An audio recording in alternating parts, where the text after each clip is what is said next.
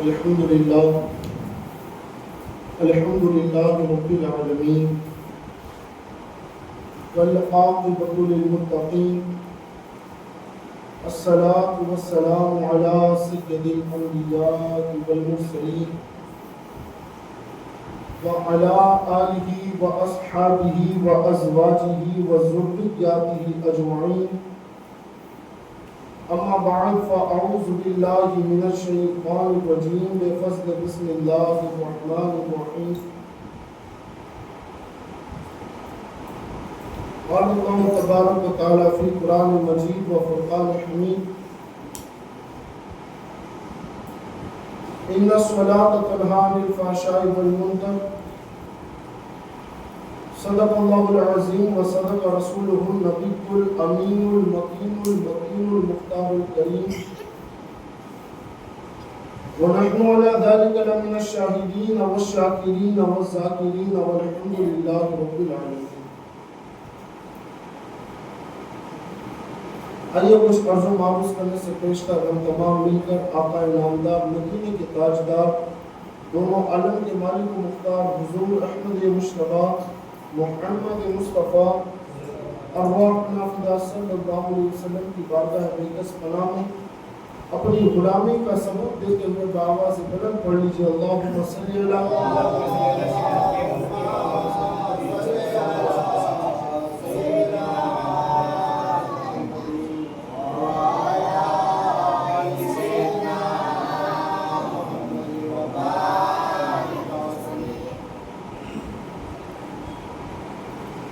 بلا تاخیر.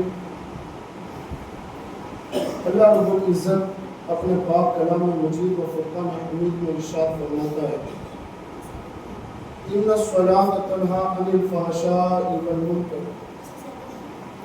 بے شک نماز بے حیائی اور بری باتوں سے روک دیتی ہے. اور ایک دوسرے مقام پر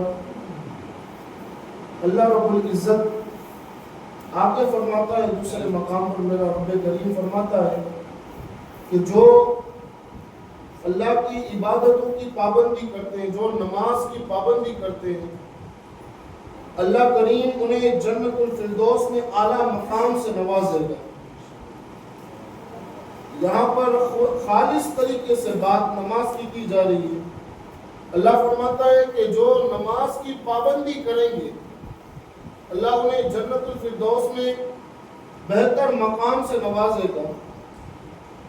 ویسے اللہ رب العزت نے بہت سے فرائض لوگوں پر فرض کیے،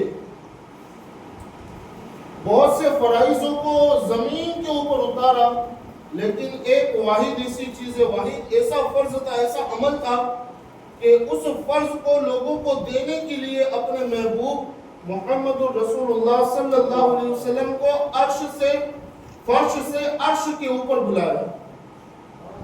ایک عمل دینے کے لیے سارے عملوں کو زمین کے اوپر نازل کیا اس رب نے، لیکن ایک عمل ایسا تھا کہ جب وہ دینا ہوا تو اس رب نے اپنے محبوب کو آسمانوں کے اوپر بلایا، اور اسی عمل کو ہم لوگ نماز کہتے ہیں. اسی عمل کو نماز کہا جاتا ہے. اور جب عطا فرمائی، تحفہ عطا فرمایا نماز کا، تو 50 وقت کی نمازیں عطا فرمائی تھی، لیکن موسیٰ علیہ السلام کے کہنے سے حضور سرور دو عالم صلی اللہ علیہ وسلم نے 45 وقت کی نمازیں کم کرائی اور رہی 5 وقت کی. 50 میں سے 5 وقت. لیکن وہ کتنا کریم ہے، طرف کر کے تو سبحان اللہ. وہ کتنا کریم ہے کہ اس کریم نے اپنے محبوب سے فرمایا: محبوب تیرا امتی اگر 5 وقت کی ہی پڑھے گا ہم اسے 50 وقت کی نماز کا ثواب عطا فرمائیں گے. تیرا محبوب پڑھے گا 5 وقت کی، تیرا امتی پڑھے گا 5 وقت کی، ہم اسے ثواب 50 وقت کی نمازوں کا عطا فرمائیں گے. یہ رب کریم مولا کریم نے یہ نماز کا تحفہ عطا فرمایا. اب آگے سنیں، جس بات کو بیان کرنے کے لیے آج یہ نماز کا ٹاپک جو چھیڑا ہے نا، آگے وہ بات آتی ہے اب جو اس کی نحوست ہوتی ہے، جو نماز چھوڑتے ہیں، ذرا اس پر بھی اندازہ لگا لو. آج ہماری نمازوں کی فہرست کے اندر نمازیں ترک ہوتی ہوئی نظر آتی ہے. اس کی نحوست کا اندازہ لگاؤ کہ کس طرح اللہ کی طرف سے نحوست اترتی ہے بے نمازی کے اوپر. ہماری نمازیں ترک پہ ترک نظر آتی ہے، نحوست کیسی اترتی ہے، ذرا اس کا بھی اندازہ لگا لو. سرکار غوث پاک رضی اللہ تبارک و تعالیٰ عنہ کے پاس ایک شخص آیا. آج جو ہم لوگ کہتے ہیں نا کہ ہماری روزیوں کے اندر برکت نہیں ہے، کماتے تو ہیں لیکن ٹکتا نہیں، برکت نہیں رہتی، اس کی وجہ اسی طرح کا معاملہ لے کر سرکار غوث پاک کے پاس ایک شخص آیا.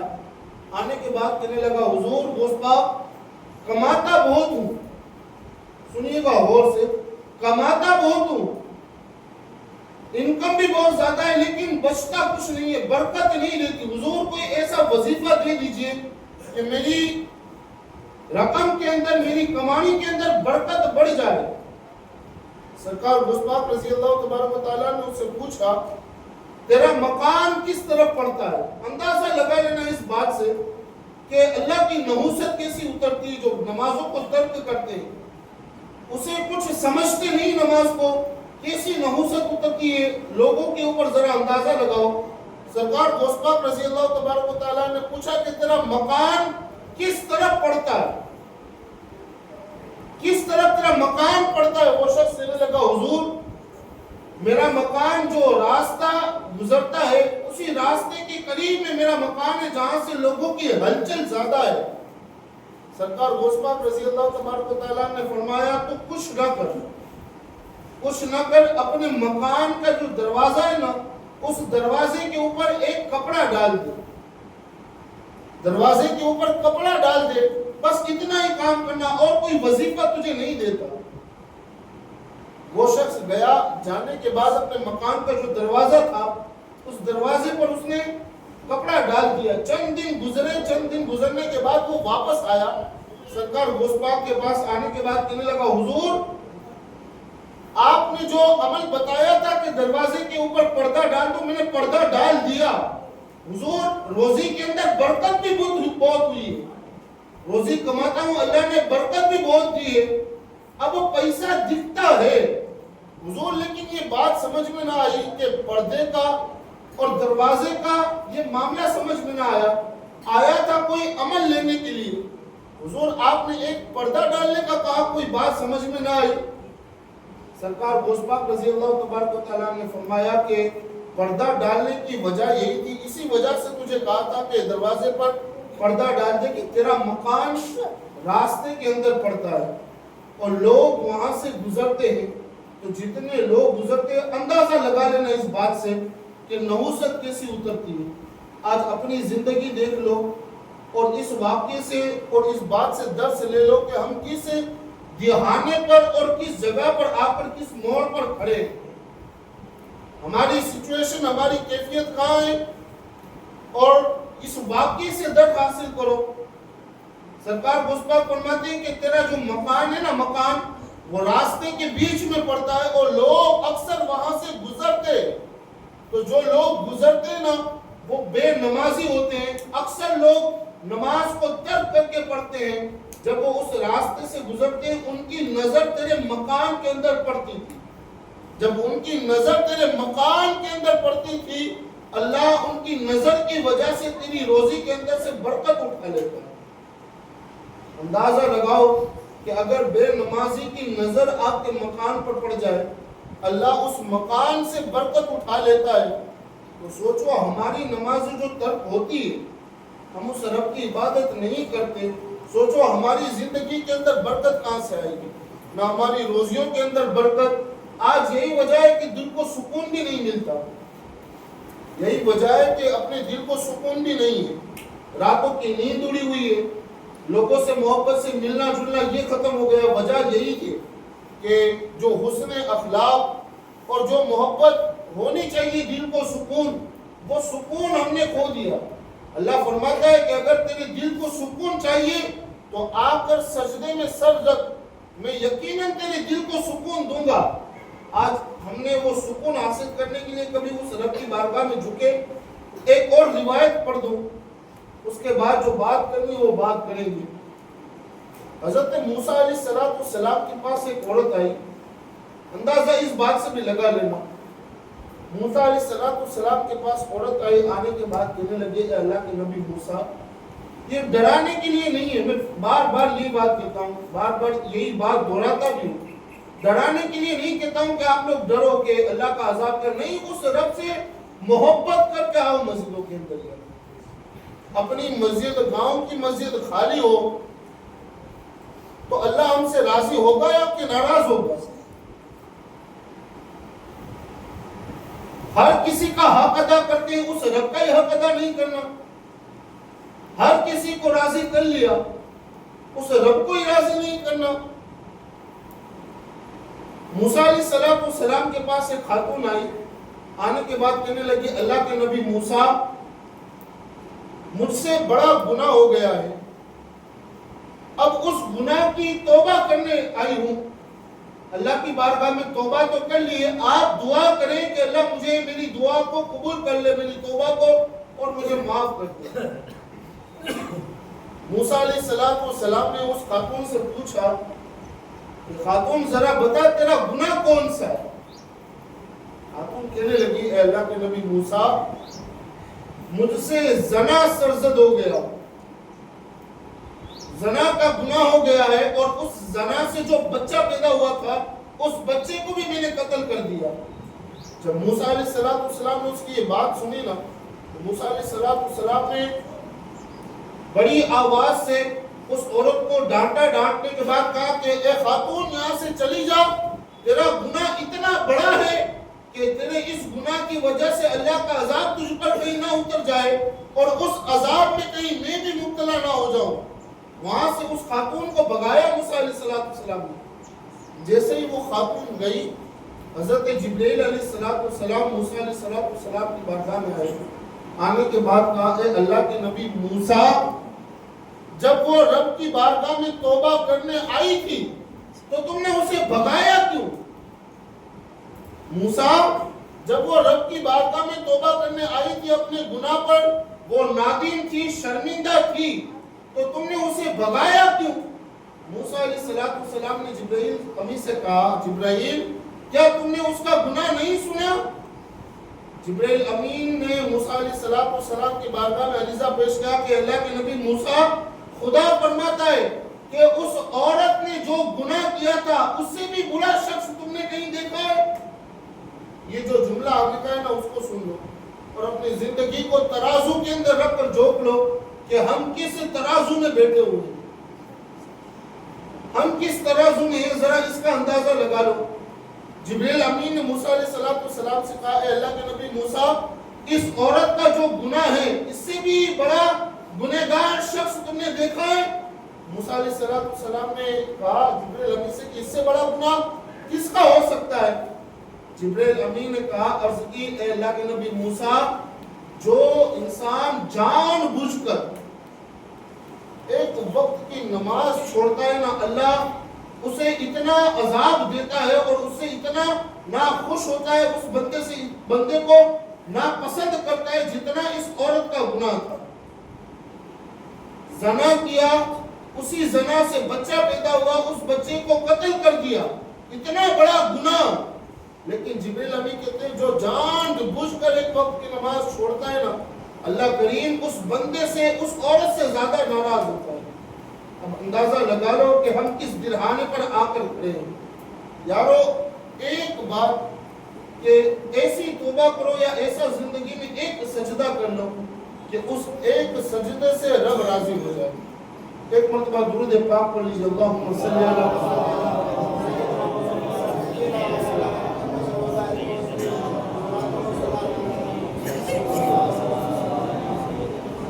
کسی نے ایک شعر لکھا ہے کہ ایک سجدہ جسے تو گرا سمجھتا ہے، ہزار سجدوں سے دیتا ہے آدمی کو نجات۔ ایک سجدہ جسے تو گرا سمجھتا ہے، ہزار سجدوں سے دیتا ہے آدمی کو نجات۔ ایک اسی بات سناؤں، ایک رقاصہ تھی، رقاصہ، یہ مصر کا واقعہ ہے، اور یہ اللہ کے ولی جو ہے ذنون مصری، طرف کر کہہ دو سبحان اللہ۔ دیکھو کہتے ہیں نا کہ کیا ہم نمازیں پڑھیں گے، ایک وقت کی نماز پڑھیں گے، کیا ہمارا رب ہم سے راضی ہوگا؟ تو ایک ٹائم کا سجدہ کر کے تو دیکھ، سوچو، اندازہ مارو، وہ 70 ماہوں سے زیادہ پیار کرتا ہے۔ کتنی بولو زبان سے، کتنی؟ 70 ماہوں سے زیادہ۔ ایک ماہ کا پیار دیکھ کر انسان اپنی زندگی میں جب ماں گزر جاتی ہے، بچپن سے لے کر آدمی کو بڑا کرتی ہے بچے کو، اور جب ماں گزر جاتی ہے تو وہ انسان قبر کے دہانے تک اپنی ماں کی محبت کو یاد کرتا ہے کہ میری ماں تھی جو مجھ سے سب سے زیادہ محبت کرتی تھی۔ یہاں حضور فرماتے ہیں کہ رب اپنے بندوں سے ایک ماہ نہیں 70 ماہوں سے زیادہ پیار کرتا ہے۔ جب ایک ماہ کا پیار انسان دیکھتا ہے تو آنکھیں اشک بار ہو جاتی ہے، تو وہاں تو 70 ماہوں سے زیادہ پیار کرتا ہے۔ شرط یہ ہے کہ اس کی بارگاہ میں ایک سجدہ ایسا کر دو کہ یقیناً وہ رب راضی ہو جائے۔ ایک سجدہ، ایسا سجدہ کہ وہ سجدہ جو امام حسین نے کربلا کے میدان میں کیا تھا، ایسا سجدہ کرو کہ رب پھر بندے سے پوچھے کہ اب بتا تیری رضا کیا ہے۔ ایسا سجدہ، صرف اٹھک بیٹھک نہیں، ایسا سجدہ کرو کہ رب راضی ہو جائے۔ ذوالنون مصری کا دور چل رہا تھا، اس دور کے اندر ایک رقاصہ تھی۔ رقاصہ کسے کہتے ہیں پتہ ہے؟ ناچنے والی عورت کو۔ وہ عورت رقاصہ رات میں ناچتی تھی، اور محلے کے جو نوجوان تھے نا، وہ نوجوان اس کا ناچ دیکھنے کے لیے اس کے گھر جاتے تھے۔ محلے کے جو بڑے بزرگ تھے انہوں نے ذوالنون مصری کے پاس گئے اور کہا اے اللہ کے ولی ذوالنون، یہ نوجوان جو نسل ہے اس عورت کے یہاں جاتی ہے اور اس کا ناچ گانا دیکھتی ہے، فتنے کے اندر مبتلا ہے۔ ذوالنون مصری، ہم یہ چاہتے ہیں کہ آپ کچھ دعا کیجیے، یا تو اس رقاصہ عورت کو، اس لڑکی کو ہماری بستی سے دور کر دیجیے، بستی سے بھگا دیجیے، تاکہ یہ جو نوجوان لڑکے نا، یہ نوجوان لڑکے اس دام فریب میں نہ آئے اور بگڑے نہ۔ ذوالنون مصری نے جو بڑے بزرگ لوگ تھے ان سے کہا تم کیا چاہتے ہو کہ میں اس لڑکی کو بھگاؤں یا اسے یہ جو گناہ کرتی ہے، ناچ گانا رقاصی کرتی ہے، وہ گناہ ہی اسے چھڑوا دو؟ لوگوں نے کہا کہ اگر آپ اسے یہ گناہ چھڑوا دیں گے تو اور زیادہ بہتر ہوگا۔ ذوالنون مصری نے اپنے خادم سے کہا، سنیے گا غور سے، ذوالنون مصری نے اپنے خادم سے کہا کہ جاؤ اس عورت کے پاس، اور جانے کے بعد اس سے کہو کہ تیرے پاس جتنے لوگ آتے اور ایک رات میں تو جتنا کماتی ہے ساری رقم ایک ساتھ بول دے۔ خادم گیا، عورت نے کہا کہ اتنا پیسہ میں ایک رات میں کماتی ہوں۔ یہ اس دور میں بھی یہ گناہ ہوتے تھے، اندازہ لگاؤ۔ اس دور کی بات تو اللہ ماشاءاللہ کہہ نہیں سکتے۔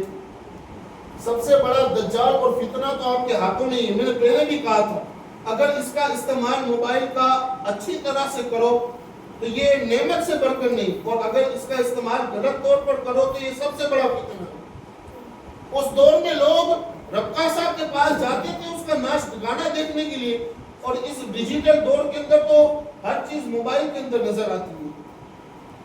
اگر اس کا اچھا استعمال کرو تو بہتر ہے، غلط استعمال کرو تو گناہوں کے دلدل میں ڈوبنا تو ہے ہی۔ اللہ تمام مسلمانوں کو گناہوں سے دور رکھے۔ جب خادم گیا، خادم نے پوچھا کہ جتنے لوگ آتے ہیں ایک رات میں تو کتنا پیسہ کما لیتی ہے؟ اس عورت نے کہا اتنا پیسہ۔ ذوالنون مصری نے اپنے خادم سے کہا تھا اس عورت سے کہنا کہ آج رات تجھے ساری رقم مل جائے گی، لیکن اپنے گھر میں کسی کو آنے نہ دینا۔ عورت نے جب یہ بات سنی، ذوالنون مصری عشاء کی نماز ادا کی۔ سنیے گا، دلوں کے کانوں سے سن لو اس بات کو۔ ایک سجدہ، طرف کر کہہ دو سبحان اللہ۔ ایک سجدہ، دیکھو ایک سجدہ انسان کو کہاں سے کہاں پہنچا دیتا ہے۔ ذوالنون مصری نے عشاء کی نماز ادا کی، مصلی کو کاندھے پر لیا، ہاتھ میں عصا لیا اور اس لڑکی کے مکان کی طرف جانے لگے۔ وہ لڑکی بند سور کر مکان کے دروازے پر کھڑی تھی کہ اتنے بڑے پائے کے بزرگ ذوالنون مصری ابھی آئیں گے اور میرا ناچ گانا دیکھیں گے اور باتیں چیت ہوگی، ہنسی مذاق ہوگی۔ ذوالنون مصری جب اس لڑکی کے مکان پر پہنچے نا، آپ کی نگاہیں جھکی ہوئی تھی، جیسے ہی ذوالنون مصری پہنچے، عورت نے کہا ذوالنون آپ آ گئے؟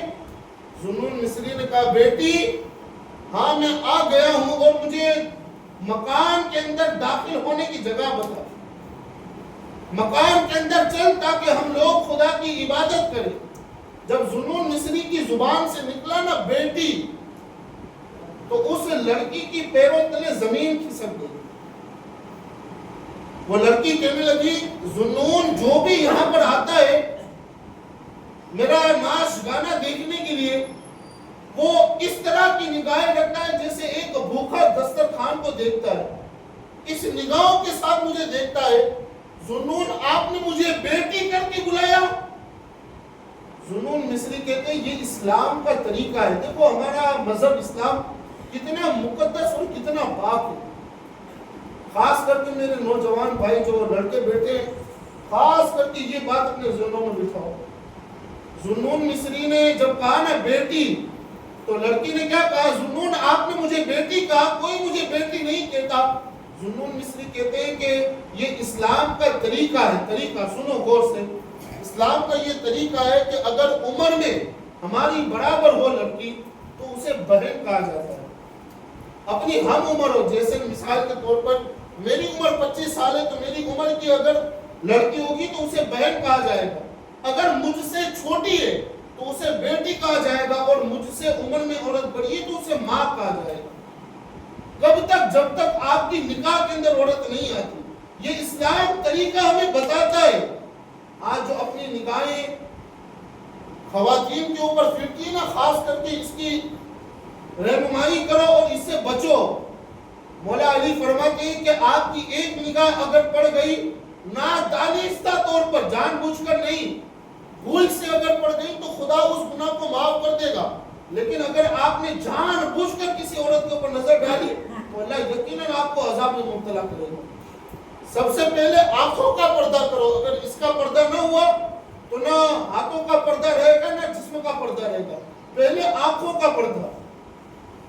ذوالنون مصری نے کہا کہ پوری رقم تجھے مل گئی ہے، ختم کر دیتے بات، پوری رقم تجھے ملی ہے، آج میں جو بولوں گا تجھے وہی کرنا ہوگا۔ عورت نے کہا کہ ذوالنون کیا کرنا ہوگا؟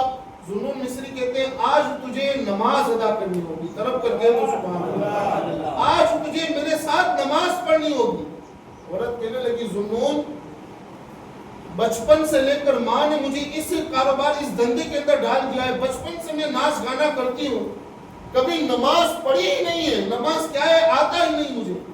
ذوالنون مصری کہتے کچھ نہ کر، تو وضو کر لے اور جس طرح میں نماز پڑھتا ہوں مجھے دیکھتے ہوئے نماز ادا کر۔